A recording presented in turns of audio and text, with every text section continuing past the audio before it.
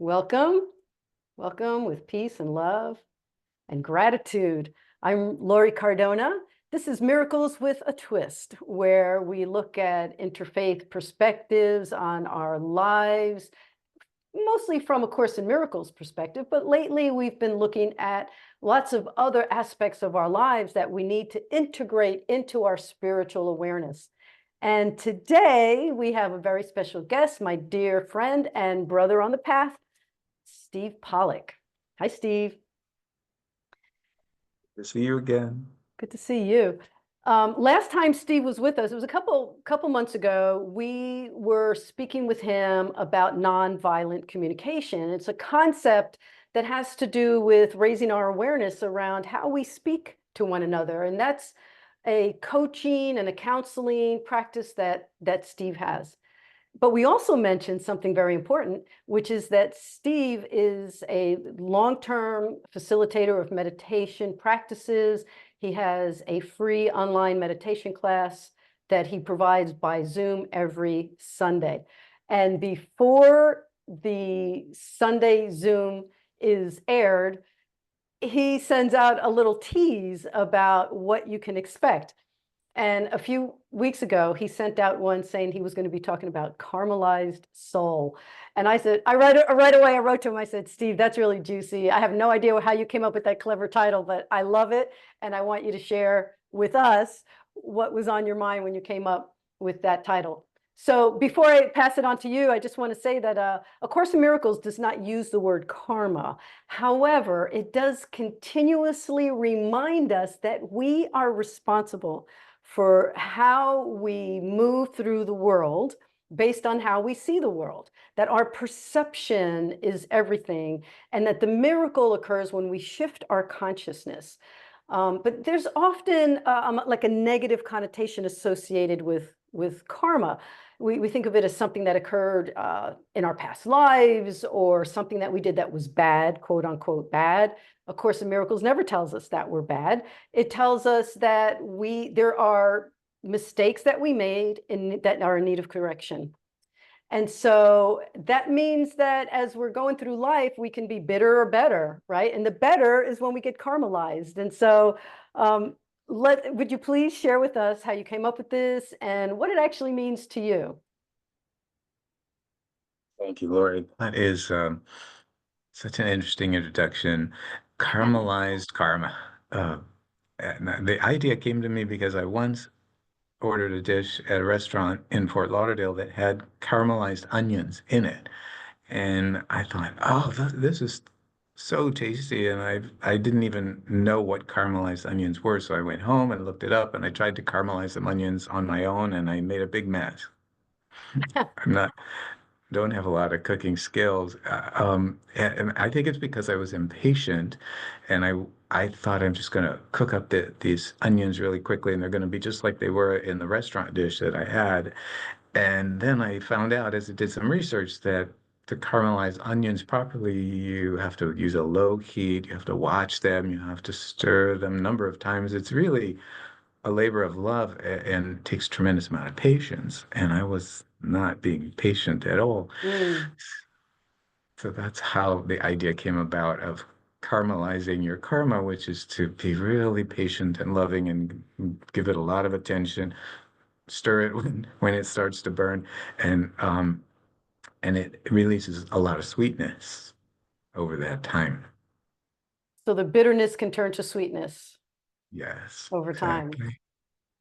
And when the painful karmas come along in our lives, nobody, well, I should say most people don't enjoy pain, especially when it's really deep pain or when it devastates you or breaks your heart.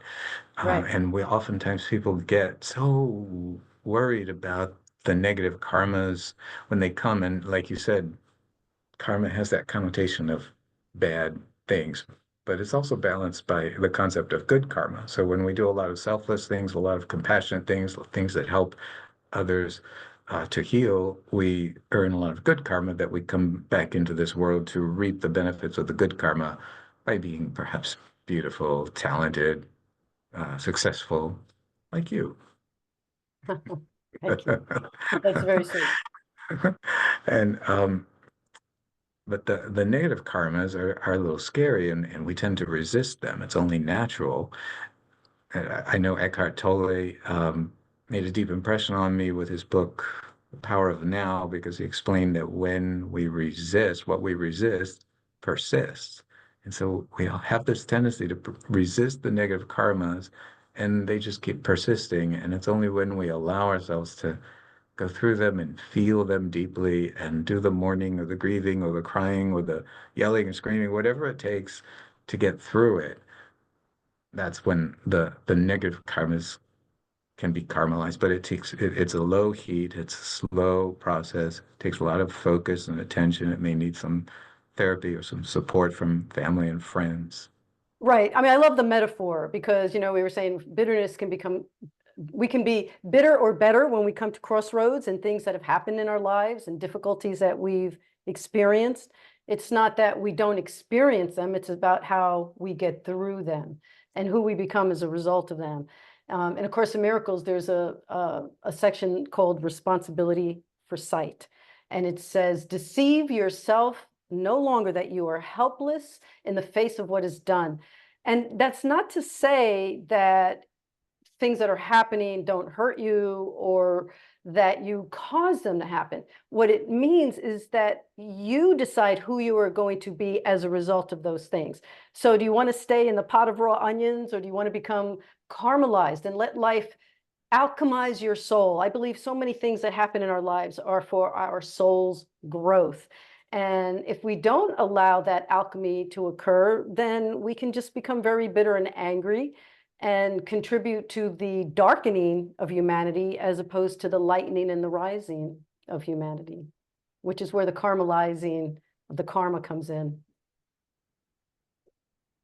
Yeah, and like you had said, the raw onions, when negative karma is manifest in our lives, and we wake up one day and something really painful or terrible happens, say we lose our job, or we discover we have an illness, or someone breaks our heart, or someone leaves us, or a relationship ends, that's like a huge bowl of freshly cut onions, and it's right there in your face, and you're going to tear up. I don't know. I haven't been able to breathe in the vapors from a fresh cut huge bowl of onions and not cry.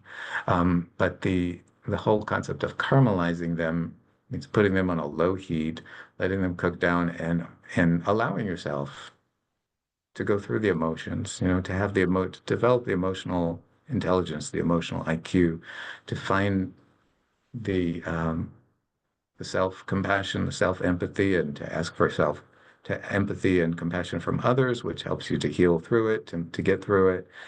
And over time, it simmers down. You stir it up, you keep cooking it, and as it releases those sugars, the low heat over time releases the sugars from the onion, so they start to taste sweet. They no longer make you cry, and then you come out on the other side. Um, Feeling much better off for it, right? And you've paid off the karmic debt. You feel a tremendous relief. You see there was something, and there was some sweetness hidden in all that bitterness, and there's some growth that comes out of it, as you were just saying. Yeah, it just seems that so much of life can show us things that allow us to see differently. That's, like I said before, it's what the miracle Course in Miracles calls the miracles, the shift in consciousness.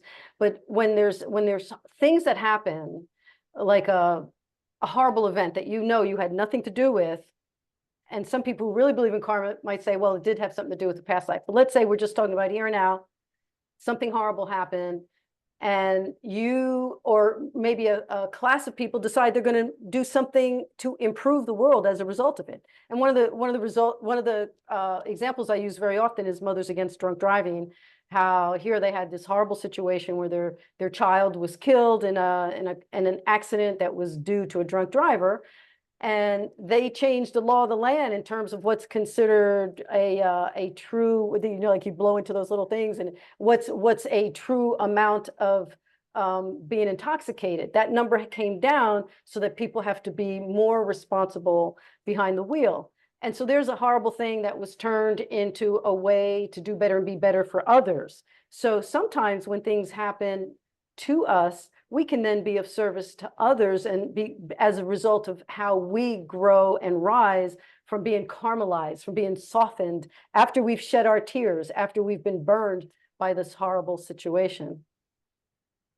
Absolutely. And to share a personal story that makes it so real and relatable for myself.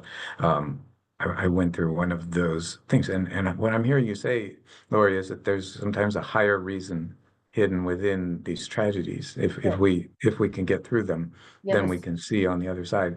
For instance, when I was in college, my oldest sister died by suicide. She took her own life.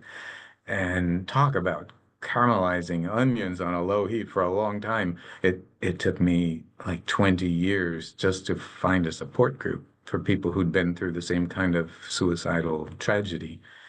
But for that 20 years, it was just a big raw bowl of onions. I had no clue how to caramelize onions. And I didn't understand the value of therapy. I didn't know anything about support groups. I'd never been in a support group when I was younger, um, especially in college. And my cultural conditioning was like, oh, well, when terrible things happen, when tragedies happen, all you need to do is talk to your family, talk to friends, talk it out with a good friend. But friends often don't have a clue what it's like to go through such a confusing, devastating loss, and they try to comfort you and sincerely in the only way they know how, but they have a very limited capacity for deep empathy. So maybe I'm a little slower than other people, but it took me 20 years to finally be ready to be vulnerable and to start to open up, to express and share my experience and to process all those emotions, the sorrows and the grief. And I went to a few different support groups for several years and met a lot of people who had very similar experiences of losing a loved one to suicide. The empathy was so healing to me. I can't tell you what a difference that made. Well, yeah, you can. And I do know how important empathy is because unfortunately we belong to a similar club, so to speak, because as I may have shared, I did share with you recently, my dear friend of 42 years just died by suicide as well, just in May, this past May. And it was a shock, as I know you know, and it was really it's almost like you become separated from the world for a little while because you're so seeped in the shock and in the upset of that. And so many folks, people want to be empathetic. They want to be caring. They tell me to remember, what a great friendship we had. In fact, I met you with him, 42 years of friendship, but I met you, I guess, about 20 years ago. And he and I were together on the night we went to a meeting and a networking event, and you were there. And then you and I hit it off and we took off running with our friendship. But he and I had 42 years of friendship. And it was so comforting to just have people who, even if they didn't know what to say, it just their presence, just their love, just their wanting to be present for me. Because I wasn't very rational. I don't think that I was thinking clearly. I wasn't speaking clearly. I might have been a little snippy here and there. I had one friend who did not respond well to my sort of like not being clear.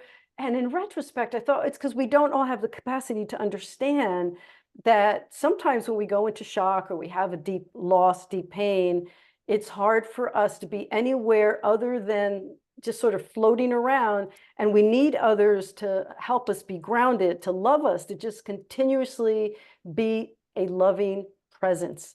And sometimes that's all we need. And I had to wait for the sort of the fog to clear to understand that not everybody has the same capacity to be empathetic and to tolerate the suffering of others, the way you and your family were suffering when you had to deal with your sister's suicide.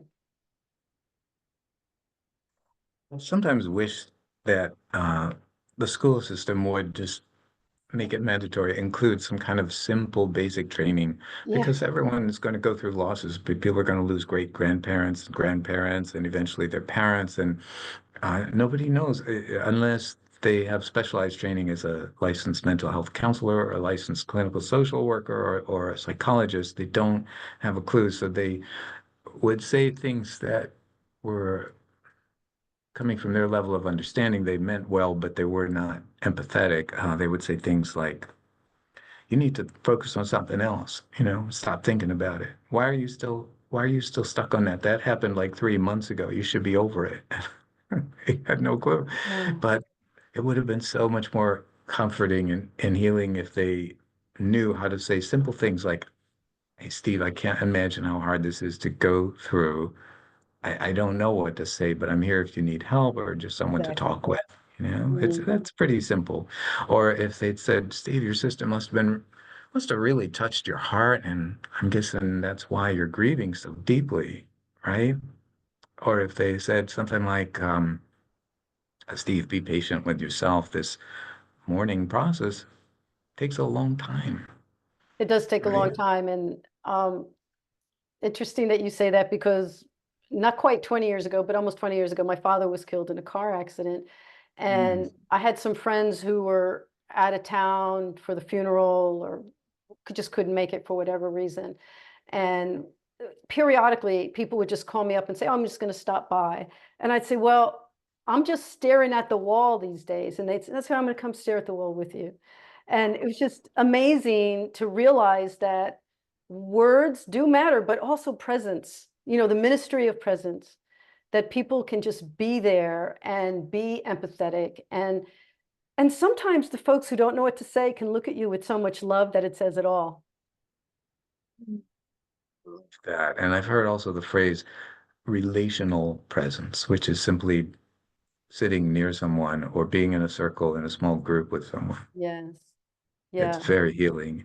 And another thing, people are hesitant to say anything about the person who passed away, not realizing that um, one of the most healing things they can give you is interest and curiosity in the one you love. So if they Right. Yeah. if they knew to say something like, "Hey, can you tell me a little more about your sister? Like, what was she like? Her special gifts? What were her likes and dislikes? What were her talents? And um, what was her life story like?" That can be, sometimes you may actually feel joyful to talk about her, to share about her with someone so that you're not so alone in remembering and enjoying the memories of her. Um, you can also ask someone, do you have any special memories of your loved one that you'd like to share with me? I'd love to hear it. So those are very simple things, but we're not taught. I remember when the first time I went to a funeral, I was a young man and my aunt was there with me. And I went up to the surviving family member, and I was like in my early 20s. I was clueless, and I looked at my aunt. She just said, "I just say I'm sorry." And so I said, "I'm sorry. I'm really sorry for your loss." You can't go wrong with that, but then you can take it a few steps further. Yeah, and I think the other part in terms of looking at how we integrate our spirituality is that there can be moments where we lose our footing on faith, right? Like if the faith is the foundation that we stand on, sometimes it could be a little rattled, a little shaky. It doesn't mean that we've lost it. It doesn't mean that we can't get back to it. It just means, we're a little bit shaky. It's like back in the day when I was paddleboarding, and I was pretty good and I would go into the ocean and I'd be like paddleboarding through the waves, but every now and then a big wave would come along and I'd fall off.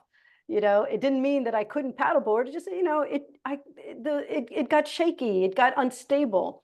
But the Thanksgiving that we have within us, good thing to say right before Thanksgiving, right? Because we're dropping this in November, is that we can always have gratitude for what we know we can fall back on and what we can hold on to, because we do come around to having faith. We do laugh again. We do live again. We do remember that the darkness passes and that we rise past it. I heard a song just recently, right before we came on to speak with each other, and it said the darkness on the outside can never compare to the light in me.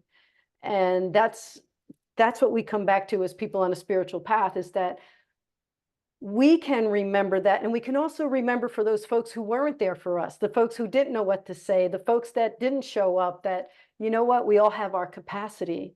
We all have a limited capacity because none of us have evolved just yet to, the higher realms, or we wouldn't be in these bodies. But yeah, there does come a time for laughter to return and for joy. Can even find some humor eventually when you're sufficiently healed from the trauma, the grief, and the mourning and the loss. When you've gone through that, then you can Yes. come back to laughter. After getting a lot of support and guidance on how to survive the loss of a loved one from suicide, I discovered it was then natural for me. I had no formal training, but I couldn't help but to share from my journey. I was able to help others, and in these support groups, as you start feeling stronger yourself and getting more understanding and support and healing, you see occasionally a new person comes in who's right where you were when it just happened, and they're just bawling their eyes out and they're absolutely heartbroken. They don't know um, how to deal with it all. And I found that I was able to give comfort and support to them. I even had my own support group for a while, and that was that was huge for me because I was able to help people who were struggling the same way I was, and to me that met my need for contributing, giving back, you know. Well, yeah, I think to be of service to others. I don't know if we were having this conversation or if I was just speaking with someone, but I was saying that some of the worst of times to help come over the worst of times is to be of service, to find something to do with the energy that's disrupted your foundation, your faith, and you're being in mourning, you're being in grief, and everything is on a timeline because you start to heal and you want to be of service to others. Like the example I used before of Mothers Against Drunk Driving, of people who want to be of service, people who want to do good because of other things. A dear friend of mine was killed a few years ago by a dog. And we've been thinking about how do we change some of the laws around rescue houses and allowing any kind of dog in there without training, and what sorts of other laws need to be implemented so that there are rules and regulations. And just, I mean, there's so many things that, there's wonderful stories, but there's also horror stories, right? So those horror stories are where we can step in to see, is there something I can do about it, even if I was a part of it, even if it affected me in a painful way. Loss is always going to be a challenge. We will have the pain of separation, and in spiritual teachings, which you and I are both deeply involved in spirituality and spiritual learning and personal growth through spirituality. Spiritual teachings emphasize the importance of detachment, being able to detach. But if the soul in essence is love, love knows attachment. The soul is going to get attached to those near and dear to us, to our pets, to Right. a number of things, to our friends and family. And there will be pain when separation comes around. It's like a game of musical chairs. You never know when someone's just gonna up and be gone. Wouldn't it be great? I was thinking, talking to you recently, wouldn't it be great if we could all just pass away at the same time and be together on the other side? Like in It some kind of doesn't, rocket ship or something, just take off. this doesn't work that way though. It's asynchronous, right? Yeah.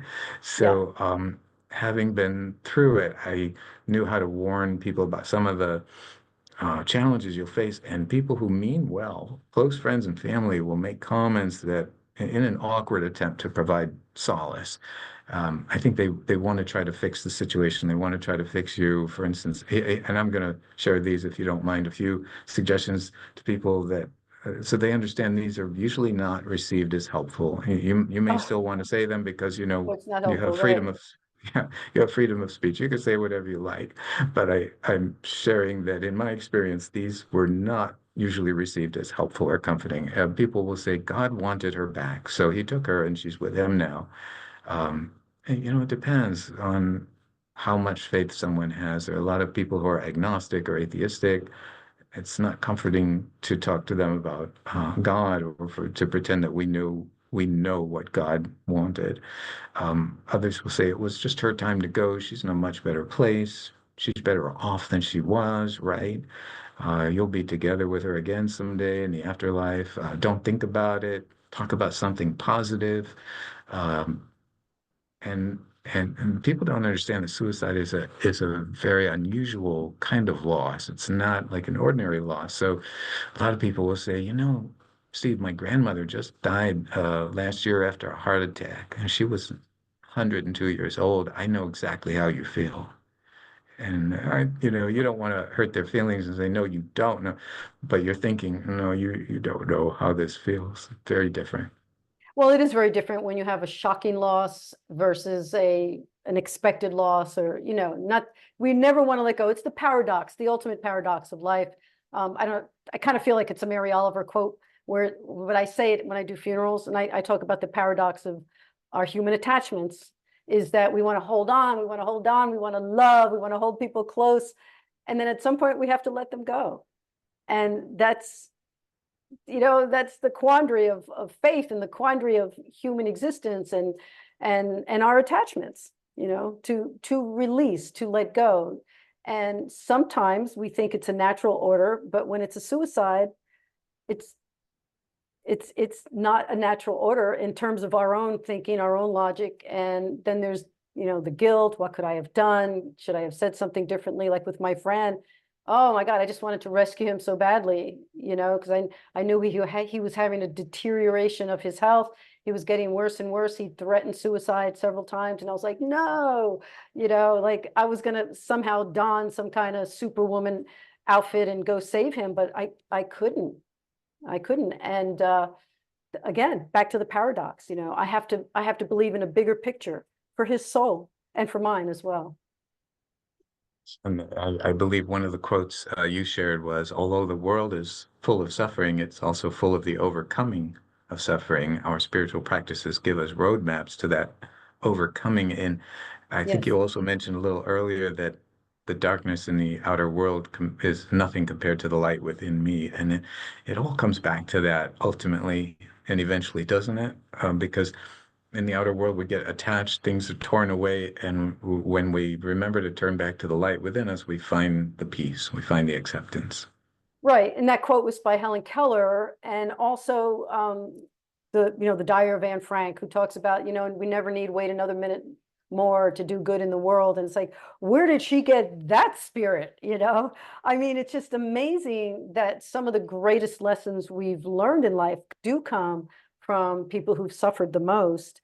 And once we get into that deeper connection with our spirit, with our own souls, and that soul alchemy that I spoke of earlier, then we can almost detach in the moment. In A Course in Miracles, we call it a holy instant.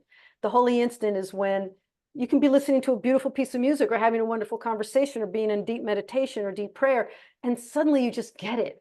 Even if it's just for a moment, you just get it, that we are here to rise higher. We are here to bring love and light into the world, and we're not in that moment as affected by the things of the world, even the tragedies of the world. Unfortunately, it's hard to carry that into every hour, every moment of our day. And so that's what our spiritual practice is, to try and expand that from a moment in time to an hour of the day to perhaps all day.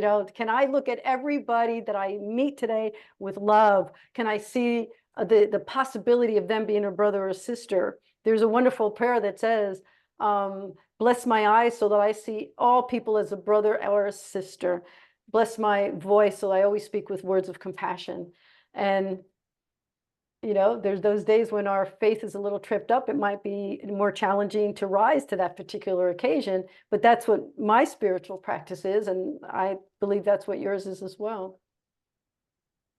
Love that. Resonate 100% with that. And um, I also appreciate what you just said a few minutes ago about how like Helen Keller and Anne Frank went through tremendous suffering, and some of the greatest insights and wisdom and light came out of that. So we look at the world, a lot of people are just completely addicted to their news sources and their social media, all their online news, and it's constantly putting their attention out into the world, and they're really getting more and more anxious and upset and disgusted and horrified by all the suffering out there. But if we can just remember that the greatest light comes from the deepest darkness, comes out of the deepest darkness. And the greatest learning and insights and wisdom will eventually come out of all this tremendous suffering. Even if history repeats itself, we'd all like to see wars come to an end. We'd all like to see everyone be loving and kind. It sounds so simple, but if people aren't ready for that, then they're going to go into the darkness and eventually enormous light and upliftment and wisdom will come out of that. Yeah, and so like I'm thinking to end the way we started, which is to say that the darkness that comes, the light that comes from the darkness is similar to the caramelized karma that comes from the raw onions, right? That we're going to look at what is occurring in our lives that may have created some bitterness, angst, heartache, and see how we can rise from that. How can we do better and be better? How can we come to this crossroad? And as I like to say, love steadily, forgive readily, because it's really what's going on in our minds and in our hearts that's going to make a difference in this world. And I just want to say before we go that the other day when we were talking about your sister and my friend Ron, there was something about a moment of silence. And I actually thought we had gotten disconnected. I thought, oh, Steve, are you there? And you just took this deep breath with me and you just said, oh, Lori, I really, while you were telling me that story, I really felt your pain. And I knew that you did. There was something about that moment of connection that helped me to know that it's like a ministry of presence. Your presence had a feeling, calming, loving, washing over of me because I could bring those emotions back because it wasn't that long ago, from May to now hasn't been that long. And so I was trying to be like, oh, I'm just telling a story, but you got it. Like you knew this wasn't just a story. You felt the emotions. And so I appreciate that about you. I really do. And I want to thank you for being with us today and telling us what you were thinking about caramelized karma. Is there anything else you'd like to say and helping us move into a wrapping up of this conversation? Just that my own suffering through the loss of a beloved family member to suicide deepened my capacity to have empathy for others. And I think that's what you were feeling because as you were sharing your story about your friend Ron, I wasn't thinking or feeling about my sister at all. I was completely focused on you. I was like feeling, oh, wow, I really feel Lori's pain. This had nothing to do with my sister. And so that's again, there again, we see that theme reemerging. Pain and darkness and suffering can deepen our capacity for empathy for Mm. others. And then everything has a reason, it has a purpose, it has meaning that we go through all of these things. If we emerge from it able to help others, the selfless aspect is so important. And one last mention of my little Sunday meditation on Zoom. I would love for people to join us. It's on Sunday afternoons at 2 p.m. Eastern time. It's free of charge. It's my little form of spiritual selfless service, and it's a guided meditation. So even if if you have this thought in your mind that, oh, I can't meditate, my mind won't let me meditate, please give it a try because I do a very slow, gentle, deeply guided meditation, and a lot of people who were sure that they couldn't meditate have been coming regularly and finding a lot of upliftment and peace in it. Yeah, I appreciate that. What I'm going to do is put your contact information in the comments below when I drop this video. And that way, anyone who wants to contact you can contact you directly through your email or through your website. You might want to say that real quickly, but I will also put it in the comment section.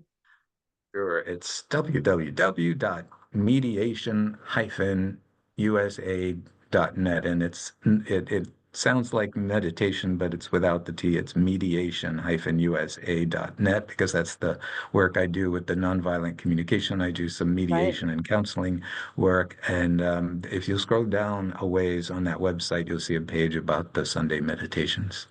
Great. I'm going to add that in the comments so people can find that. So regardless of when people listen, watch, we are dropping this in November, which also happens to be your birthday month. So happy birthday to you.